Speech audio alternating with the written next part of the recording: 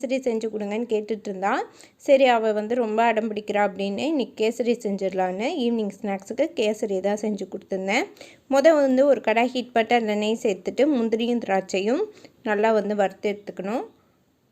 முந்திரி திராட்சையும் வறுத்து எடுத்த பிறகு அதே கடாயில் கொஞ்சமாக நெய் சேர்த்துட்டு தேவையான அளவு ரவை சேர்த்து அதையுமே நல்லா வறுத்துக்கோங்க. இந்த மாதிரி வறுத்து செய்யும் போது கேசரி டேஸ்ட்டு சூப்பராக இருக்கும். நான் எப்போயுமே எங்கள் வீட்டில் இப்படி தான் செய்வேன். ஒரு பக்கம் சுடு தண்ணி வச்சுருந்தா அந்த சுடு தண்ணியே இதில் நம்ம சேர்த்துக்கலாம்.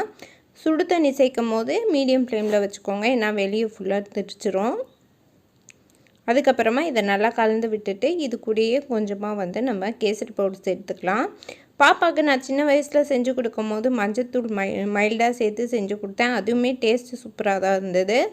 இப்போ தான் வந்து பாப்பாவுக்கு வந்து நான் வந்து கேசரி பவுடர் சேர்த்து செஞ்சு கொடுக்குறேன். இதுக்கப்புறமா இதில் வந்து நம்ம நெய் சேர்த்துட்டு கொஞ்சமாக சுகரும் சேர்த்துருக்கேன், அதை காமிக்க மறந்துட்டேன். அதுக்கப்புறமா வறுத்து வச்சுருக்க முந்திரியும் திராட்சையும் சேர்த்துட்டு ஒரு வாட்டி கலந்து விட்டுட்டு பாப்பாவுக்கு போட்டு கொடுத்தாச்சு. சுட சுட பாப்பா கேசரி சாப்பிட்டுட்ருக்காங்க. காஃபி வேணுமான்னு கேட்டேன், அவள் வேணான்னு சொல்லிட்டா. கிச்சனில் இருக்க மற்ற வேலையெல்லாம் பார்த்துட்டு அதுக்கப்புறமா எனக்குமே நான் காஃபி போட்டுக்கிட்டேன். வீட்டில் யாருமே காஃபி வேண்டான்னு சொல்லிட்டாங்க. அதனால எனக்கு மட்டும் காஃபி போட்டு அதுக்கப்புறம் அவங்க கேட்டாங்கன்னா அவங்களுக்கு காஃபி போட்டு கொடுக்கணும். இந்த வேலையெல்லாம் முடிச்சுட்டு கொஞ்சம் கிச்சனில் ஒர்க் இருந்தது. ஏன்னா கேசரி செஞ்சதுனால மதியானம் தான் வந்து கேஸ் எவ்வளோ தொடச்சி விட்டேன். லைட்டாக வந்து கேஸ் வந்து இதுவாகிடுச்சு, அதையுமே தொடச்சி விட்டுட்டு அதுக்கப்புறமா எனக்குமே நான் காஃபி போட்டுட்டு குடிக்கிறதுக்கு ஹாலுக்கு போயிட்டேன். பாப்பா கேசரி செஞ்சு கொடுத்ததில் ரொம்ப ஹாப்பி ஆகிட்டான்.